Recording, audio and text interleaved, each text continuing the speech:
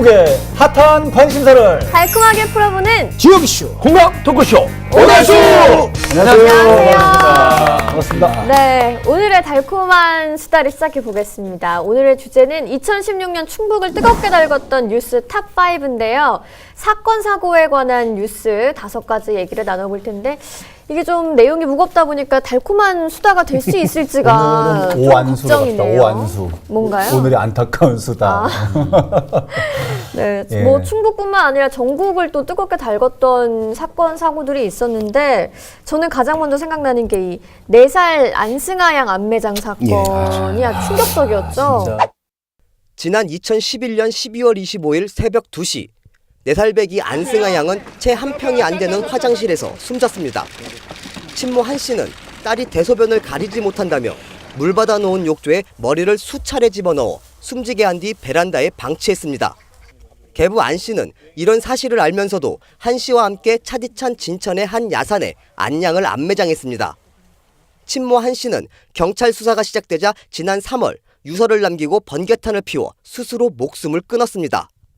2014년도 1월 달에 의무교육이잖아요, 초등학교. 네. 그쵸. 입학 신청을 했는데 등교를 안 하는 거예요. 계속 죽었으니까. 아이가. 등교를 안 해서 그걸 이상하게 여긴 예. 주민센터 여성 공무원이 경찰에 제보를 해서 수사가 들어가서 그 수사 과정에서 친모는 자살했고 네. 그다음 계부만 사체 은닉 혐의로 구속돼서 최근에 12월 달에 청주지방법원에서 항소심에서 징역 3년이 선고됐죠. 징역 3년. 친모가 그러니까 그 죽게 만든 거죠. 이제 학대를 해서 죽게 학대를 만들었고 해서. 그거를 방조했고 이제 계부는 계부는. 방조했고 나중에 사체 은닉을 시켰다. 아니 근데 그 아이가 잘못될 무렵에 나이가 4살이잖아요.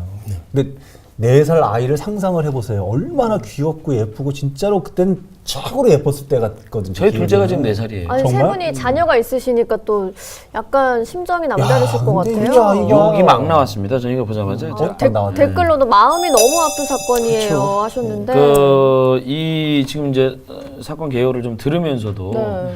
그 정말 인면수심이었던 거는 친모하고 그 계부가 계부, 이제 그 연기를 너무나 이제 냉철하게 했다라는 거예요. 예를 들어서 이제 학교가 5년이라는 시간이 분명히 있었고 네. 이제 취하 가동이 되게 되면 그 부분에 대해서 법적으로 여러 가지 부분들이 이제 얽히고 설키게 되는데 학교에 안 나오게 되니까 학교 쪽에서는 연락이 오게 되고 그 전화를 받았던 계부 입장에서는 전화로 지금 엄마가 얘를 데리고 나가 집에 안 들어오는 상황이다라고 둘러쳤다가 나중에 이제 홈스쿨링을 하겠다라고 이제 계속해서 얘기를 했죠. 이제 그 부분에 대해서 이거는 뭐 아주 인면수심에 이해가 안 돼요. 저는 사실은 이게 아, 그냥 묻힐 네. 수 있는 사건이 있었죠. 근데 맞아요. 그 무렵에 이제 그 장기 미등교하는 학생들이나 이런 부분에 대해서 전수조사를 이제 시켰죠. 근데 네. 사건이 하도 많이 터지니까. 뭐 원영이 사건이 원형이 사건도 계기가 시작해서 여러 됐었죠. 가지 있었죠. 평택의 신원영군 사건도 네. 있었고 부천의 초등학생 살해하고 시체를 훼손한 사건도 있었고 부천의 여중생 살해 사건도 있었고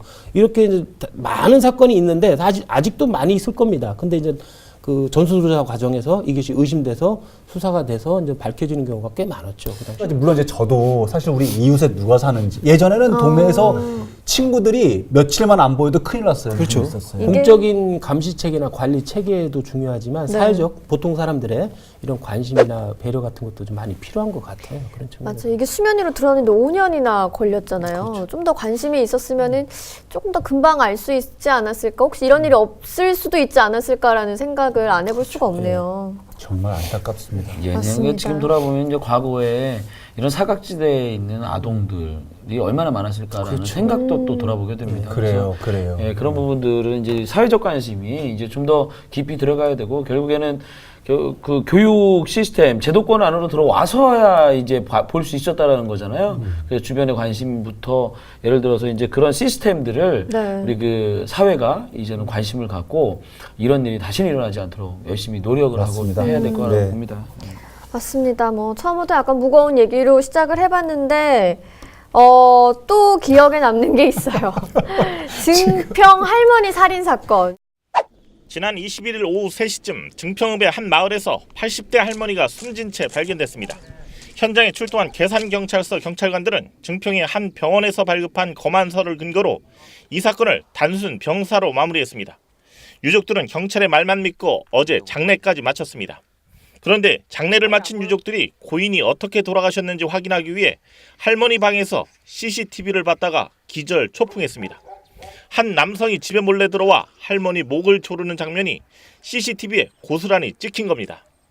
경찰이 말한 단순 병사가 아닌 살인사건이었던 것. 경찰은 의사의 검안서만 믿고 방에 설치된 CCTV는 확인조차 하지 않은 것으로 드러났습니다.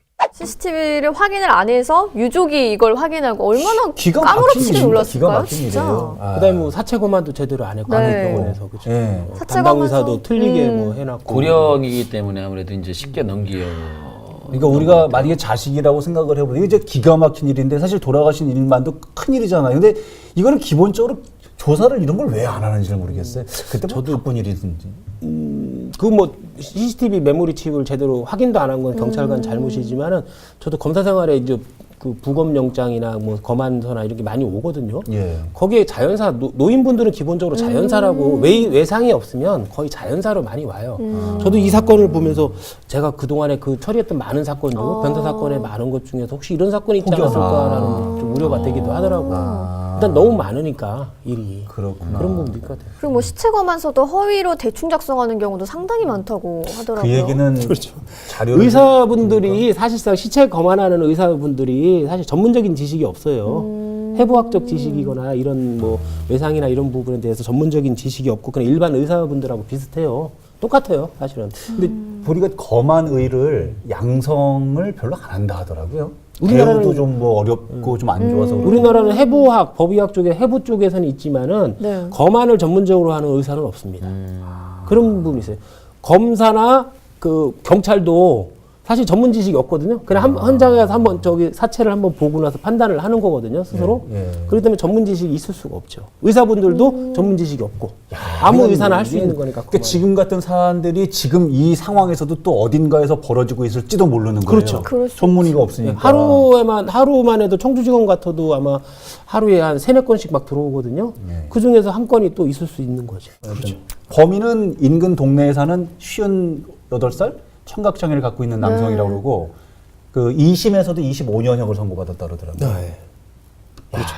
참 뭐, 이런 상황이에요. 그러게요. 경찰의 부실한 초동 수사 그리고 검안 시스템의 허술함이 아주 잘 드러나는 그런 증평 할머니 살인 사건도 맞아요. 있었고요. 예.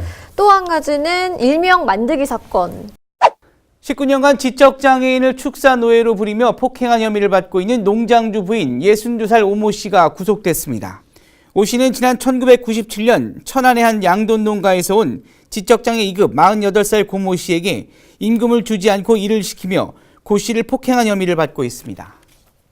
이 부부가 19년 동안 그 축사 옆에 정말 분뇨 냄새 나고 그냥 뭐 일단 먹는 거라도 제대로 줬으면 잘 대우를 받았다라고 얘기 나올 정도로 일단 임금은 뭐 전혀 주지를 않았고 네. 그다음에 19년 동안 뭐 그 정말 그 사람이 여기서 살까라는 의구심이 들 정도의 그 축사 옆에 조그만한 골방 같은 데서 19년을 살았다고 하니까 이 억울함을 어디다 갖다 표출합니까? 근데 이게 이제 노출이 된 상황이 어떤 거였냐면 막 주인이 이제 뭐라고 한 거죠. 뭐라고 하니까 이게 이제 고모 씨예요. 만득이라는 네. 그 예. 칭을 받는 분이 이 고모 씨가 이제 도망쳐 나온 거예요. 도망쳐 나왔다가 인근에 있는 공장으로 들어간 거예요. 들어갔는데 들어가면 경보기가 울리잖아요. 그래서 경찰이 출동합니다. 네. 출동해서 행색을 보아하니까 이건 보통 이거 뭐지?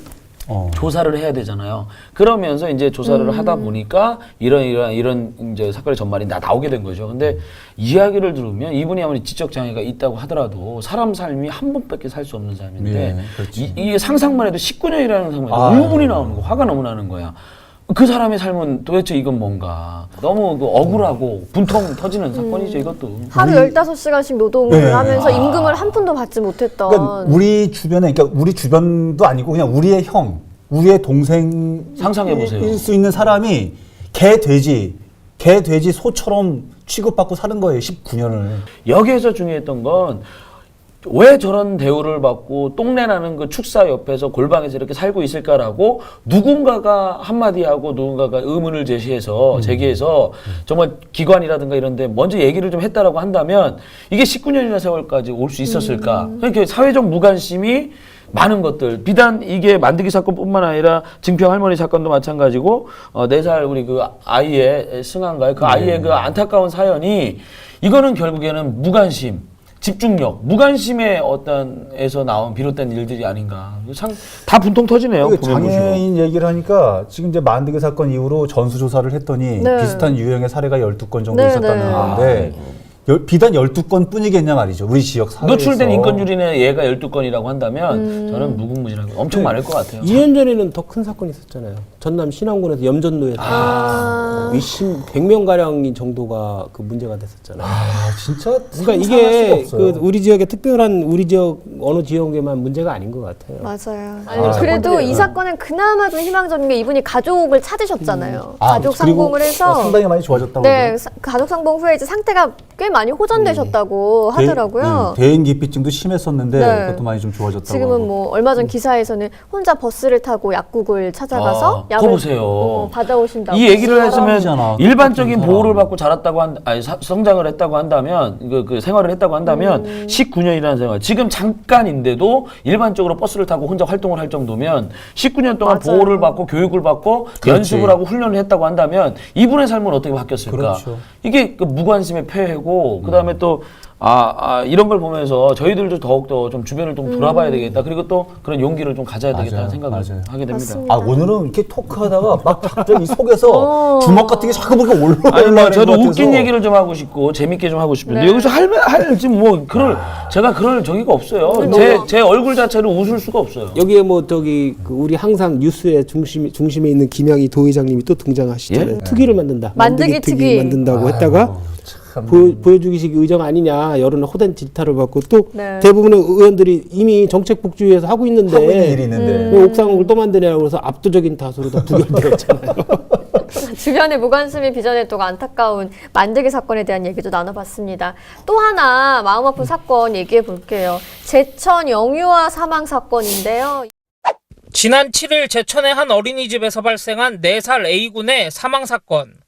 사망 당시 CCTV 영상에서는 담당 보육교사 B씨가 A군을 자신의 몸으로 덮은 채 A군의 얼굴에 이불을 덮는 모습이 나옵니다.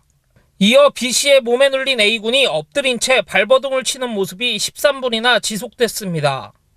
그리고 잠시 후 A군은 50분 동안 단 한 차례의 미동도 없었으며 심장이 멎은 채 발견됐습니다.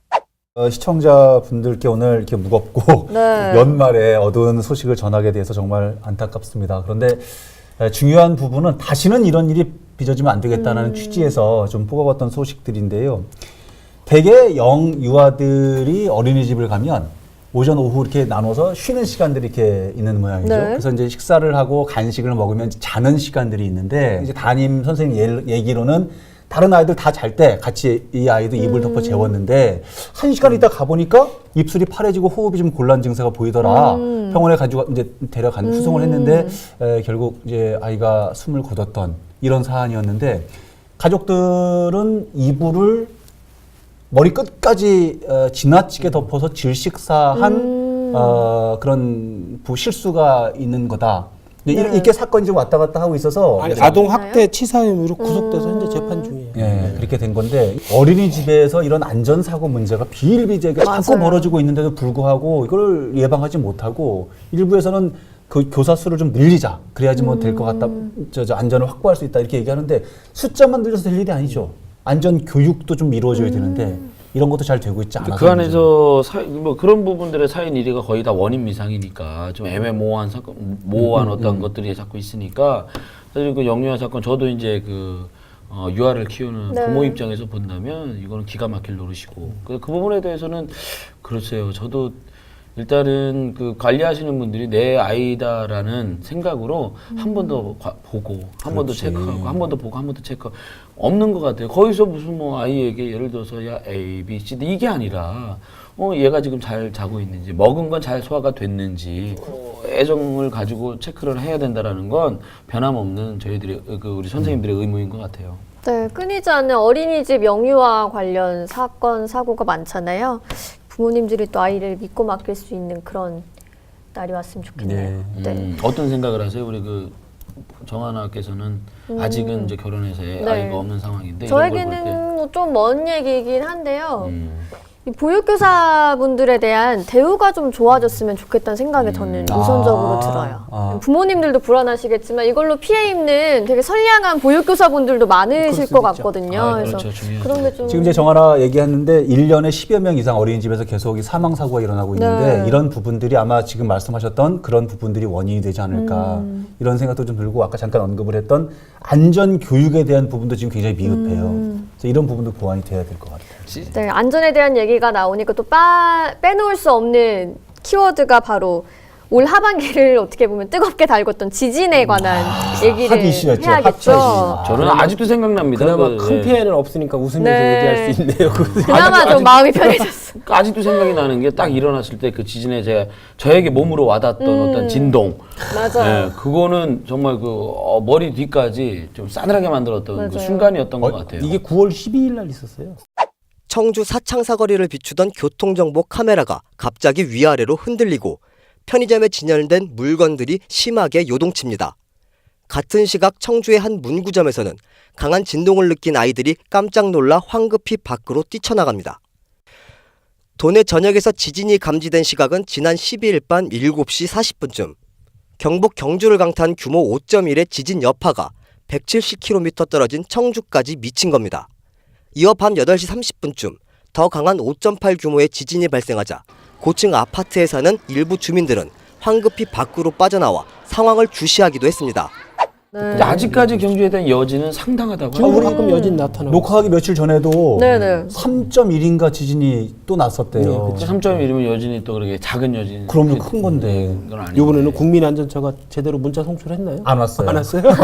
당시에 뒤늦은 문자 송출하고 홈피 접속 불능하고 해서 맞아요. 많은 비판을 받았어요. 아, 우리가 그 얘기를 오달수에서 한 게 참, 참 얼마 안 된 것 네. 같아도 9월달 얘기구나. 시간이 그렇죠. 아유. 아니, 저희가 그날 또 우리가 이렇게 방송에서 지진 얘기를 하게 될 줄이야라고 하면서 얘기 나눴었는데 이제 충북도 더 이상 안전지대가 아니라서 대응책 마련이 시급하다 뭐 이런 얘기도 나눴었죠. 근데 요즘 제가 오늘도 운전을 하다가 라디오에서 지진 관련 네. 대책, 지진 관련 교육 부분에 대해서 이제 홍보 멘트라든가 홍보 광고가 나오더라고요. 그런 부분에 대해서. 그래서 달라진 점은 이제 지진에 대한 어떤 우리의 교육이 좀 필요하다. 그리고 예방을 좀 해야 될 필요가 있다라는 이제 광고가 나올 정도니까 약간 변화는 분명히 있는데 아직까지도 저희한테는 피부로 와닿지 않는 것이 지진이고 근데 결국에는 그때 우리가 누누이 얘기했던 것이 충북이 결코 안전지대가 아니다. 과거에 네. 속리산 인근이라든가 부터 해가지고 그쪽으로 해서 이쪽에 있는 여러 가지 단층이 상당히 그 안전지대가 아니다라는 걸 그때 누누이 저희들이 얘기했잖아요. 예, 그렇죠. 상당히 자각하고 있어야 될 거는 사실인 것 같아요. 제가 살고 있는 우리 동네 주변에는 다가구 주택이 많습니다. 근데 이제 조금 변화 중에 하나는 건물을 지을 때 내진 보강 이런 부분들이 좀 강화가 된 모양이에요. 그래서 이제 내진을 그러니까 내진 강화하려면 철근을 더 많이 써야 되는데 실제로 지금 건축을 할 때는 철근을 훨씬 더 많이 들어가는 걸로 이렇게 돼 있는 모양이에요. 근데 우리 사회에서 사실은 주택 중요하지만 다중시설들이 있죠. 학교나 관공서라든지 병원이라든지 뭐 이런 지금 사실 걱정입니다. 큰 지진이 일어났을 경우에 나타날 피해. 다른 막 모든 건물에 다 지금 뭐 내진 보강 이렇게 할 수는 없으니까 지금이라도 할 수 있는 것들 예를 들어서 빨리빨리 피신할 수 있는 방법이라든지 소지품 뭐 이런 것들이라도 지금부터라도 빨리빨리 좀 교육을 하고 준비를 해가는 게 좀 좋겠지 않나 이런 생각을 좀 한번 해요. 그때 기억으로는 아무래도 그 내년 이제 1월부터 좀 더 그 내진 설계에 대한 법적인 그 강화가 좀 이루어지는 걸로 제가 그때 얘기했던 기억이 나고, 그때 공부했던 게 아직도 머릿속에 있는데 그때 막 조적조 건물에 대한 위험성, 필로티 구조에 대한 위험성. 이제 여러 가지 부분들이 우리가 이제 그렇게 이야기를 하고 저희 머릿속에도 이제 뭔가 생각지 않았던 것들을 생각하게 했잖아요. 그럼 이제부터는 철저하게 공부하고 서로가 자각하고 준비해야 될 필요가 있을 것 같습니다. 네, 오늘은 2016년 충북 그리고 또 전국에서도 뜨겁게 이슈가 됐던 사건, 사고에 관한 얘기 나눠봤습니다. 사건, 사고 얘기다 보니까 아무래도 조금 분위기가 무거웠는데 내년에는 이런 일 좀 덜 했으면 좋겠다는 생각으로 저희가 올 한 해를 마무리하면서 정리해봤습니다. 오늘은 공감 키워드는 꼭 잊진 않아도 될 것 같은데 혹시 그래도 마무리로 뭐 하시고 싶은 말씀이 있으시다면 누가? 저는 아까 공감 키워드로 네. 용관 씨가 계속 얘기했잖아요. 무관심이 문제다. 공감 키워드는 관심 같아요. 반대로. 뭐 사건이 터질 때마다 사건 사고가 날 때마다 엄중한 처벌을 만드기 사건이나 아까 뭐 안승하양 그다음 제천 어린이집 사건 이런 사건이 무관심에서 비롯된 거잖아요. 이런 사건이 날 때마다 강력하게 처벌해야 된다, 막 이런 얘기도 나오고, 경찰이나 뭐 주민센터나 이런데 교육청이나 이런데 공적 관리 감독 시스템이 있어야 된다, 뭐 이렇게 말을 하지만 근본적으로 중요한 거는 서로에 대한 관심 같아요. 특히 맞아요. 사회적 약자에 대한 관심이 이웃에 대한 관심이 있어야 될 것 같아요. 간디가 그런 말을 했거든요. 한 아이를 키우려면 온 마을이 필요하다고 그랬어요. 사회적인 약자, 우리 이웃에 대한 관심, 그리고 관심에 따른 간섭과 신고 이런 것이 있다라고 하면 많은 사건은 없어지지 않을까 그렇게 생각을 합니다. 네. 아유. 네, 2017년에는 더 기분 좋은 소식들만 많이 전해드리길 바라면서 행복하자 정윤현. 예. 네, 천만요정 배우 오달수가 우리를 견제하는 그날까지 저희는 계속됩니다. 쭉! underneath